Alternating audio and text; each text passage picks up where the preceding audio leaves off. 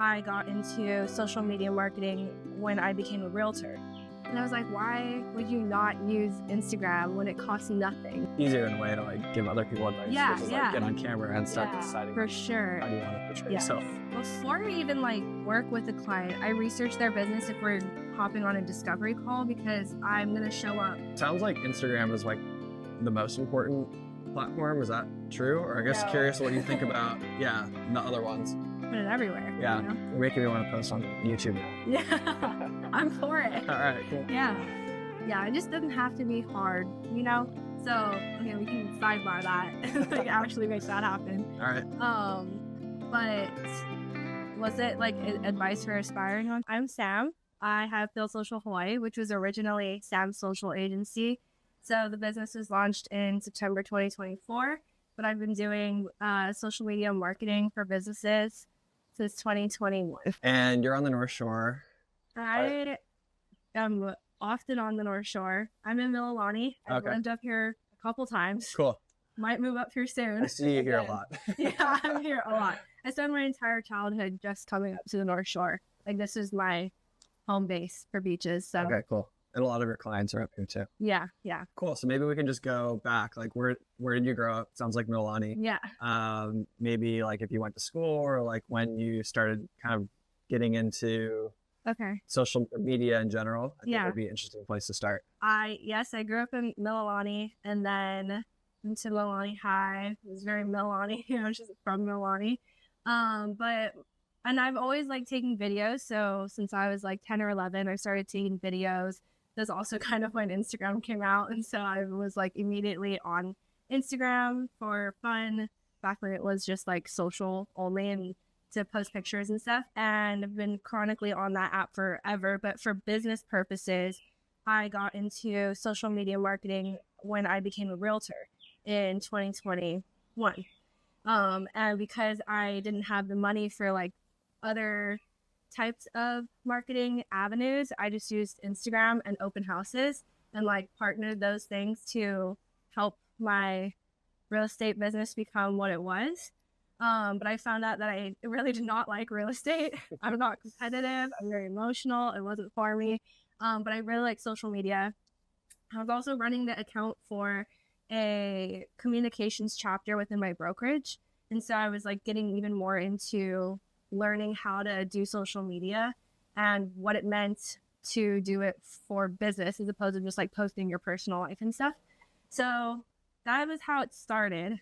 So were you like doing social media for the brokerage or like for individual agents? Or I guess like what did that look like? The brokerage had a young professionals chapter. I don't know. It was like a group within the brokerage where the younger real estate agents could have events and parties and like connect with each other. So I was the communications chair of this. And then that included posting and running the social media. So. And was your goal to like get leads from that? Or is it more just like branding and awareness? Yeah, it was more like community focused. I think that was because the brokerage wanted to get more agents. So then it's like, oh, we're having fun over here. You know, we're doing these things. Like, yeah, I think that was more like the brokerage sourcing agents. And part of my issue with being a real estate agent was that I wanted to be friends with all the other agents. But, you know, they're all like fighting to get the sale and stuff.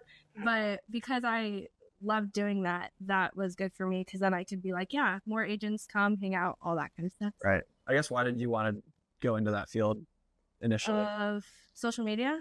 No, real estate. Real estate? I was told that I would be good at it. I feel like that's what I hear when people say to me, oh, I'm thinking about getting into real estate. So-and-so told me I would be good at it. That's kind of what I hear is the reason. And I was okay at it. I found success and it changed my life in a lot of ways, but I didn't like it at all. Gotcha. So, yeah. Okay.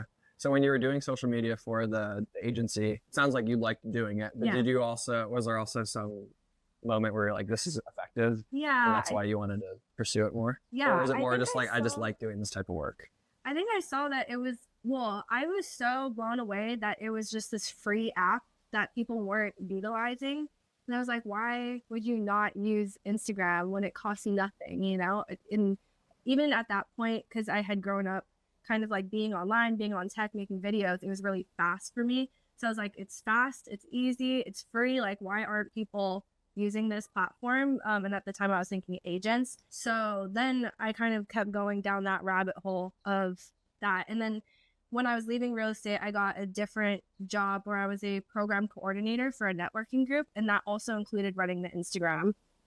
And then that kept me on that rabbit hole of like continuing to do it and learn about it for business purposes. So you left the agency, real estate agency, and then that was your next gig. Yeah. And then I guess how long did that last? And then what were you thinking about? So next? I think I was with them for like 2 years, and it was a networking group for women entrepreneurs. So my entire life was hosting events and coordinating with members that were all business owners. So I was surrounded by business owners like every single day, and then running the Instagram for that. And then jump ahead to, I ended up just like consulting for social media. People would just ask me a lot of questions, and I'd be like, this is what you should do. And like 90% of the time, if they did it, it like had a positive impact. And I was like, I think I'm good at this. Like, I think I can do this. And I really get excited about social media marketing. Like, I just like everything about it. So people would see me be excited and want to talk to me about it and stuff. Then I launched my hobby business that I still have called Book House. And I had this like grand opening party, and I had over 120 people come through, and all of it was from Instagram. Wow. So, and I got like 1,000 followers in a few months, and it was like, it was a lot. I mean, the book community is crazy here. What is Book House? It's, I started off with me just like selling thrifted books, like all types of books, any genre. And then now it's primarily a book club. It's like a paid membership where people pay monthly to join in on 4 to 5 events a month that I host that are all book related. Sweet. Yeah, it's a side thing. Yeah. But that helped me the most with running social media for myself, because I had to do that for myself, and like very much businessy of like, how can I create a brand? How can I like sell the books? How can I, do all of it now, not just like give someone advice on what they're doing. Right. That makes sense. Yeah. It's probably harder to like, it's probably easier in a way to like give other people advice versus like get on camera and start deciding for sure how do you want to portray yourself. Yeah. So that was a good experience that I still get to like play with and have too. It was my first time running paid ads as well. So did that for Book House and certain events, but paid ads like through Meta social media. Yeah. So you had to learn all that too. Yeah. Okay. I guess lead us up to eventually starting your company. It's all connected. Yeah. But it was like I left my program coordinator job, and it was maybe like 6 months before I started the agency or my current business. And between those 6 months, I did have 2 contracts. I was actually working with Joshua at Lyric Woodwork already before I left my job, just because I really don't know how that happened, actually. I think his wife is one of my close friends. And so I just started running both of their pages and helping her with her business on the side. So that was like my income, but it was very minimal, small contracts, very tiny.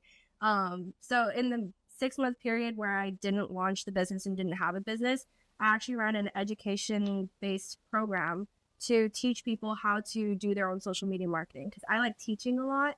And I wish that if I could just like do teaching only, but most people need someone to just do it for them. Right. But so that, and then I learned a lot from that, which then I took all the information from there to launch the business. So this was this educational program. This is in person or online? Yeah, or what was it was a mix. Yeah, it was a mix, because we had in-person like content shoot days and like lunches and dinners, but the workshops and everything were mostly online, I believe. Oh my gosh, it was a very long time ago, so I'm like, what did I do? But it was 2 months. They paid.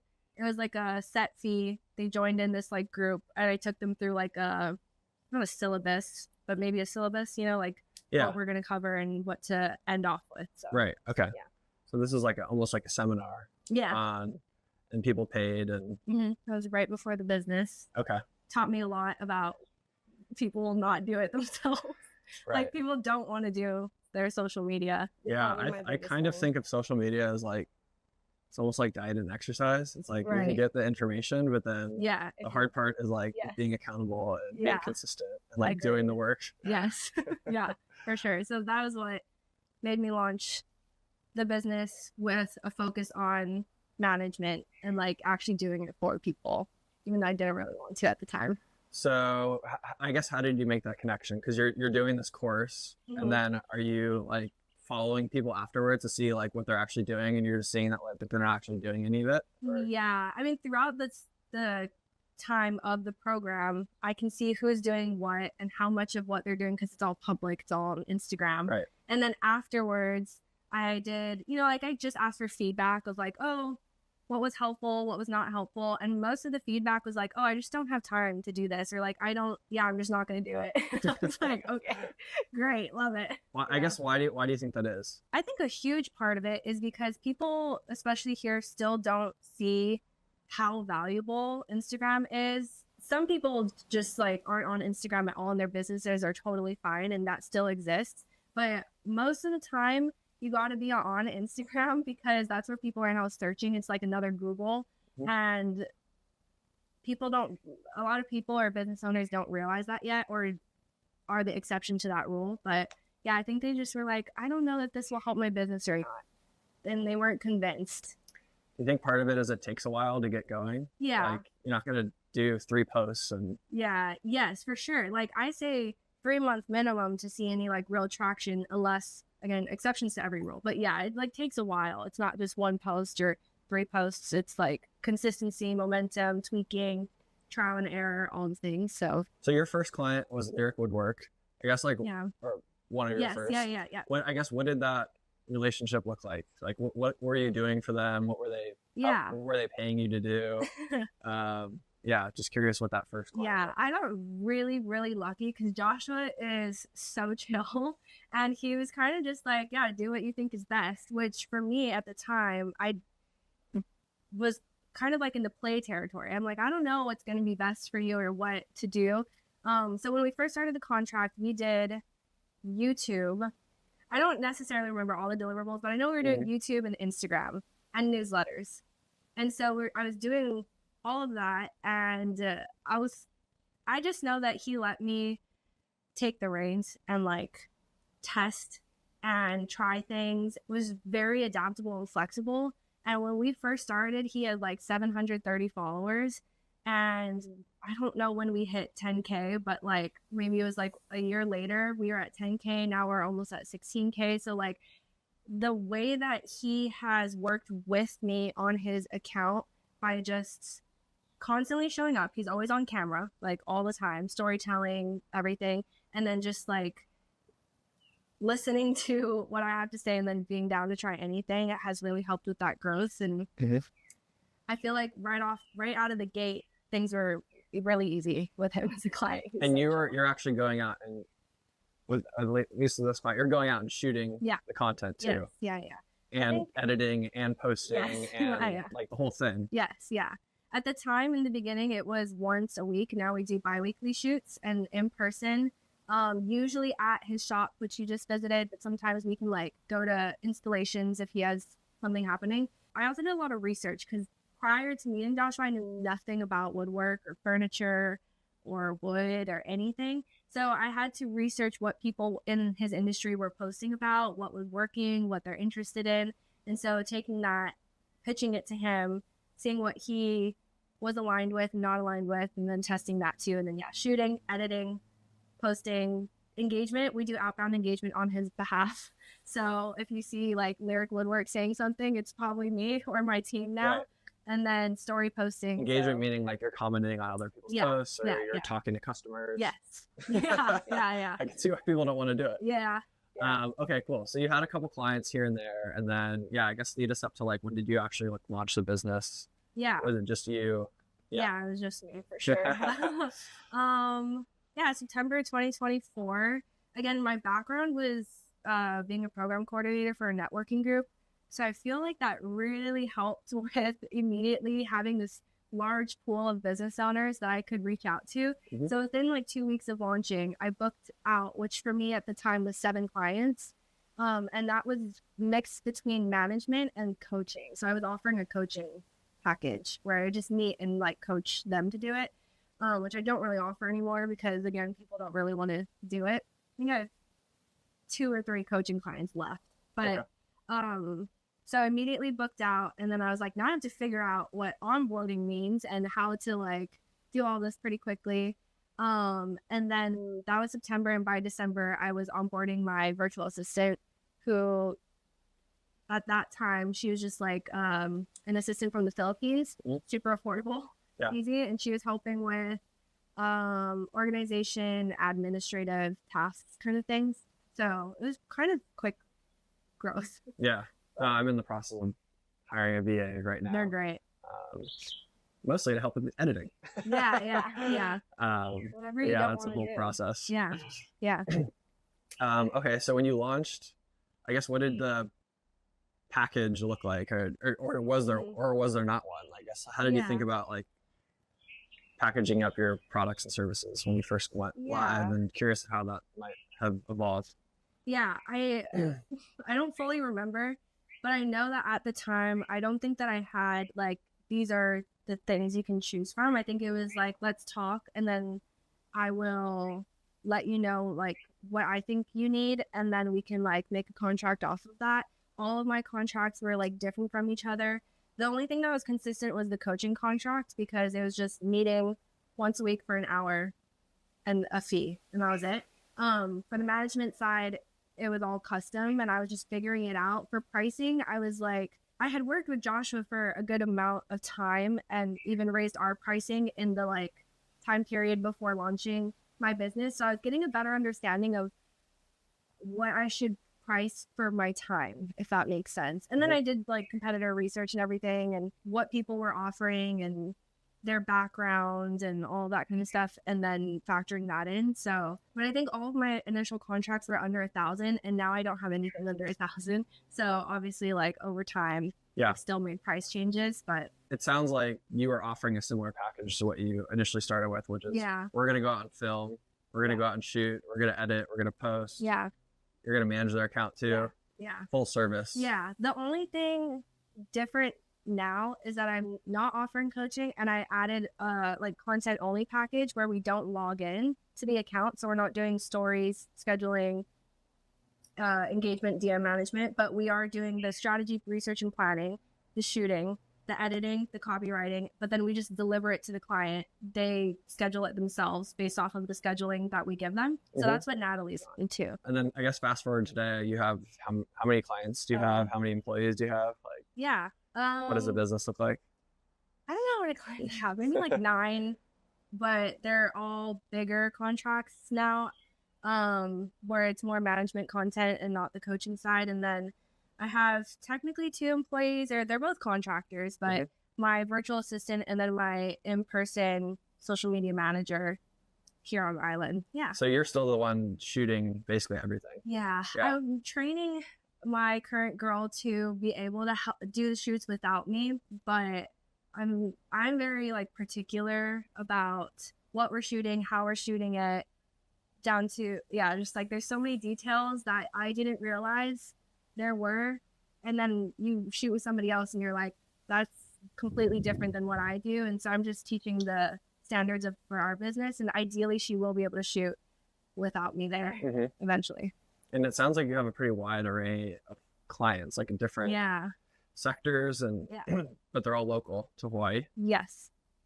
Yeah. How do you learn that business? I guess like maybe talk a little bit about onboarding a client. Okay. How that works. Before I even like work with a client, I research their business if we're hopping on a discovery call, because I'm going to show up knowing something, like I don't want to be like, I know nothing about, woodworking. So but I want to come with like prepared with a strategy, with research, with like any data I can compile, so that when I'm on the discovery call, I can come from a place of knowing something and they can feel like they trust me a little bit more. So a lot of research, it's really easy to do competitor research, because you just look up their niche on Instagram and then scroll for like ever. For the onboarding, I'm still playing with it, to be honest too, because everyone is so different. All the businesses are so different, but it's like a questionnaire. I have like a bunch of questions they can answer about their business. A lot of it is more about their personal story than the actual industry itself, because the industry side of like the technical stuff. So I have a esthetician right now who does like Botox and microneedling. Like I can just Google that. So what I need from her is her story on like why she's doing it, what she loves about it,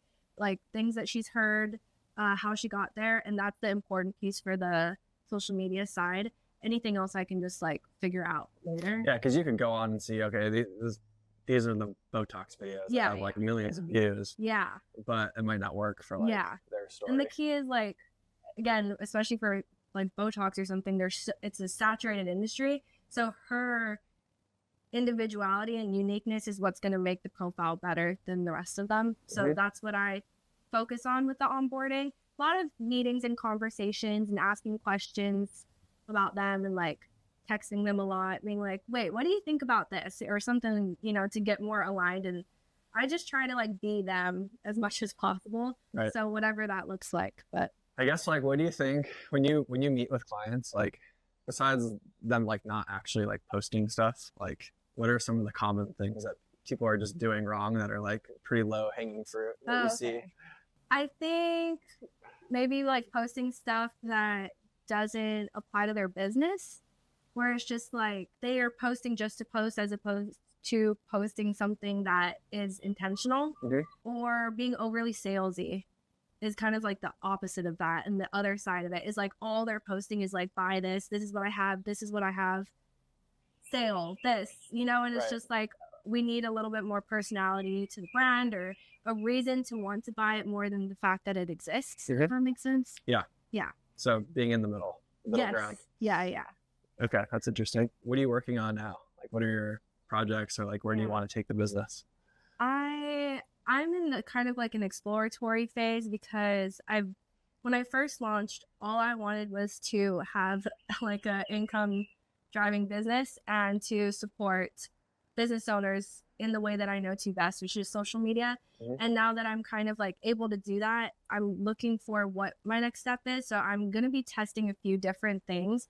One of them is just digital products. I'm going to be releasing pretty soon of like an analytics tracker with a video on like how to read your analytics. So more templates that people can use, content planner, digital product stuff. And then also I used to host a lot of workshops because, again, I really like teaching. So I think I'm going to try to get back into that, but see if I can systemize it in a way where it's more supportive of the business rather than just like this side aspect that doesn't really provide much, if that makes sense. New packages, more one-off things. Like there's a lot that I'm going to try. I just started doing more brand shoots where I just like set a shoot with someone and take pictures and videos or whatever they need. And that's been so fun. So stuff like that. I'm just like, what do people want? I'll just do it, you know, because I want to explore. And I thankfully have the time now that I have my in-person girl helping with a lot of stuff and VA. So actually sounds like more flexibility versus like, like more structured products. Yeah. I feel like I'm just like, if it's social media or content related, I'm down to give it a go. And if for whatever reason I don't align with it, or it's just like not hitting with the audience and nobody really wants it, then I'll just not do it. But I get to test now and see what people might want. Sounds like Instagram is like the most important platform. Is that true? Or I guess curious what you think about the other ones. Yeah, I always say no because like every business and every person is different, and like LinkedIn might be someone's go-to platform. The typical thing is that people say that I've heard is that LinkedIn is best for B2B businesses, which I haven't played with that at all. But there's also like YouTube. And I mean, I came from the enterprise sales space where like you don't post on Instagram, you know, it's all on LinkedIn. Yeah, for sure. Like we didn't even have a website, and we were, you know, doing like multi-million-dollar deals. Wow. So I can definitely see how like it definitely depends on the the business. Yeah, I think that each platform has their audience, and you just have to figure out which platform has your audience. So I just like Instagram. I think it has, besides YouTube, probably the most creative freedom. I don't know, maybe even more than YouTube, because YouTube is so video focused, whereas Instagram is like photo, video, all the things. But those are the only ones I can think of, though. I mean, newsletters are still. I was thinking important. YouTube or X or TikTok. I don't know if you do a lot of that. I'm so Instagram focused, but I do know that their other platforms are also valuable to other businesses. So I mean, me and my real estate business right now, I'm focused on Instagram. I do want to do YouTube at some point, but I'm honestly pretty intimidated by it.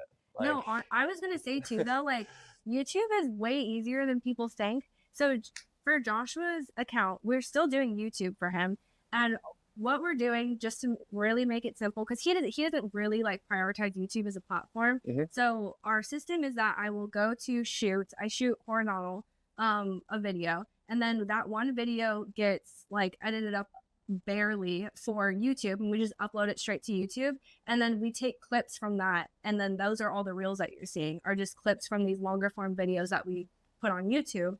And he recently surpassed 1,000 followers, and that's with like just uploading 2-minute videos every month or every week, every other week, just 2-minute videos on YouTube. Yes. Wow. Yeah. Okay. And yeah, in my mind I'm thinking like, oh, it's YouTube, I need to put out like a 20-minute thing where I'm like telling the story, and there's like all these like edits. But you're saying, the conversion side, I don't know. Like if the YouTube and the subscribers are doing anything for his business, I don't know. But we also just like the fact that it's like we got 1,000 subscribers. We started at 0, none. His channel did not exist. But yeah, and it's easy. So if you're gonna do like a house tour or something, then you can shoot a longer form video, 5 minutes or whatever, take your clips for Instagram, and then just upload it to YouTube. And as long as you're like consistent and providing something educational, valuable, or entertaining, then I assume that something will happen. We also post shorts though. So we also repost all the reels again to his shorts. Yeah. So one video turns into YouTube shorts and Instagram reels. It's way easier than you think. No, I bet.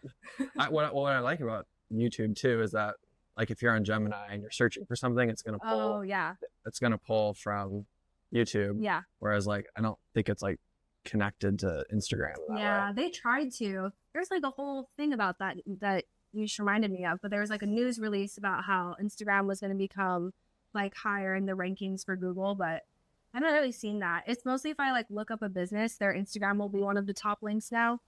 So like you can quickly navigate to their Instagram. But in terms of like finding a post that's going to give you information the way an article would, I don't think that's happening so much. Like I noticed like when we had to do this in like one of our meetings for real estate, but like we had to put our own name into AI and see what pops up. Oh, cool. And a lot of it came from YouTube and Google reviews and blog articles. But like a lot of my Instagram content like didn't pull into the AI. So I just, It's interesting. But I'm sure it depends on which one you use. I wonder too if they're going to just continue to try to implement that. I don't know who's in charge of that, but I feel like that is something that if Meta wants Instagram to be more valuable, they would pursue it being more searchable in AI and Google and all the search engines. Exactly. So, but that's cool. I'm gonna try that. AI myself. It was a good, honestly, it was a good exercise because I can see like how people are finding me right now. Right. Oh, cool. Versus like what things maybe like aren't actually like the data isn't actually pulling through. Yeah. Oh, that's super cool. Yeah. Nice. It was. I wrote like 2 blog articles, and it was like Jordan is an established blogger. Oh, really? Yeah. That's so funny. Did you do the articles for SEO purposes, or were you trying to start something? The brokerage I work with at Hawaii Life has like a blog that gets a lot of views. Oh. So it's like more SEO and just like I'm already like putting out educational information on Instagram anyway, so I can basically just copy and paste it in. Yeah. So that's kind of what you're talking about like repurposing content across different channels. Yeah.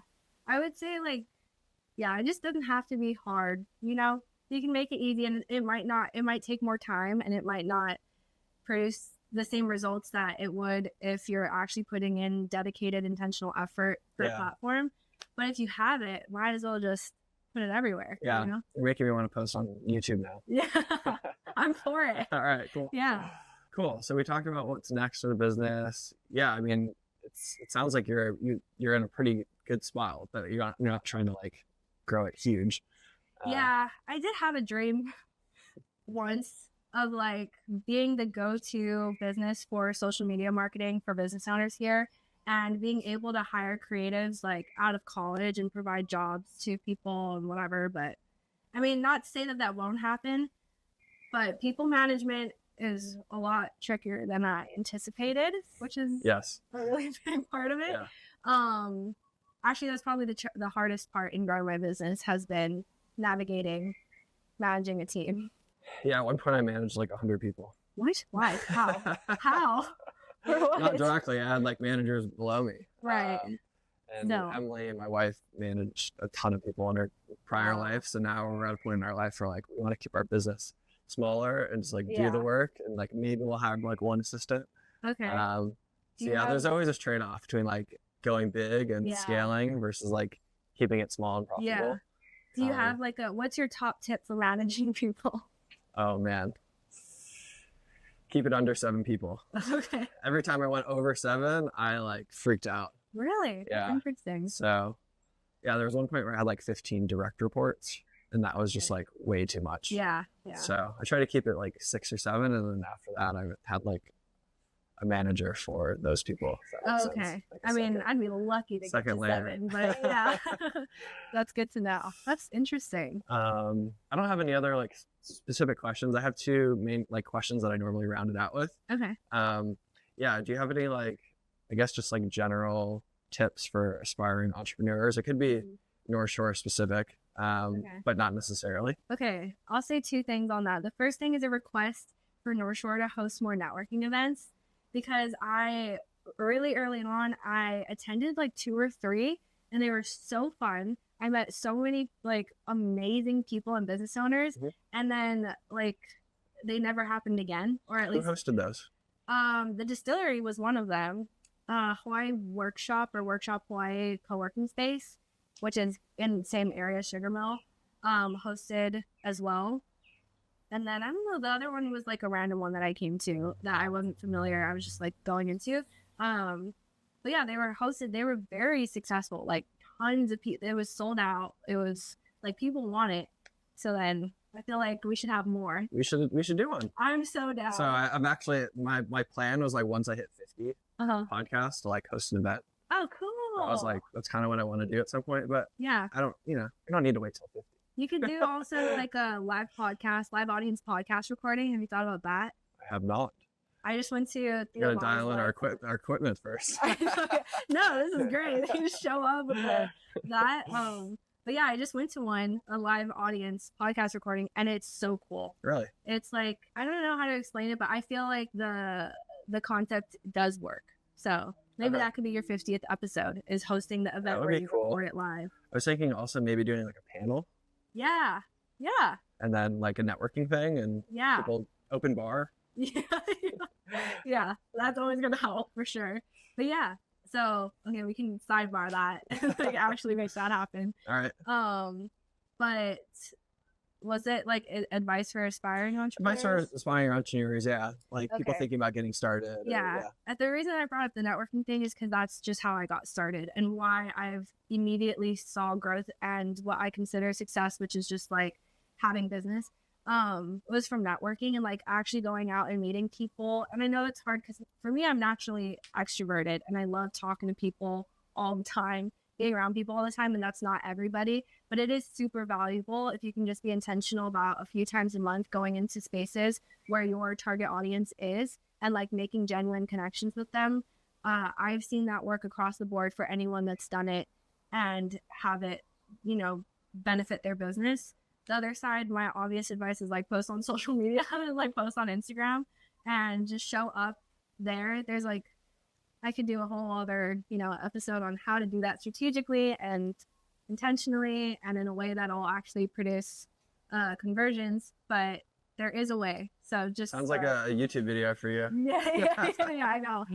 I'm all talk, but but the in-person, I think the in-person thing's good advice, because a lot of people, they might be working a job, right? Right. They're in a W-2 job. Yeah. They might not want to be posting stuff on Instagram about some business they're trying to get into, but you could start meeting people, getting out there. Yeah, for sure. Because all it takes is one client. I had Joshua and his wife, Stephanie, as my first clients, and they were really the foundation for all of it. So it was just one person that you use to, not use, but work with to build up. Also, when you're meeting people in person, you can stay connected with them through Instagram, and that becomes another like tool and way to like nurture the relationship. Whereas before, you meet someone, they give you a business card and you're like emailing or something. That's foreign to me. I don't know that, but I know people used to do that. They still do it. Yeah, I don't do that. I feel like it's more authentic. to do it on Instagram, because then you get to like create conversations off of whatever's happening in their life. Yeah. If they're like posting about their new baby or something, then you can be like, congrats on the new baby. And it's just a little bit more like genuine. Yeah. No, I got like 3 business cards last week and I just threw them away. Yeah. Oh my God. So that's how it goes. Sad. Business cards are out. My last question is, do you have any like favorite North Shore or Mililani businesses that people should be aware of? Or just like maybe you know the owners and they have a cool business? Right. I mean, obviously Natalie's one with Earthy Surf. I love all of her swimwear. It's the only swimwear I own. It's awesome. And she's, you know, like the yoga and retreats that she does with Emily and on her own too. Like, I love all that. So Earthy Surf. I have a lot. I don't know. Is there a cap? Should I cap it? No cap. Because like all the coffee shops, I am obsessed with Bird's Nest. I love their specialty espresso shots that you can try. And doing that, they really care about coffee, and so they're my favorite coffee shop on the entire island. So good. I go to the Den a lot, which Emily's a teacher at, and Natalie, and all the teachers there are so cool. Den's great. There's a lot. I'll just keep it at that. That's okay. We'll cap it there. Yeah, because those I go to all the time, and yeah, so we'll cap it there. Awesome. Yeah. All right. Well, appreciate you coming on. Yeah, thanks for having me. Yeah, thank you. Steak.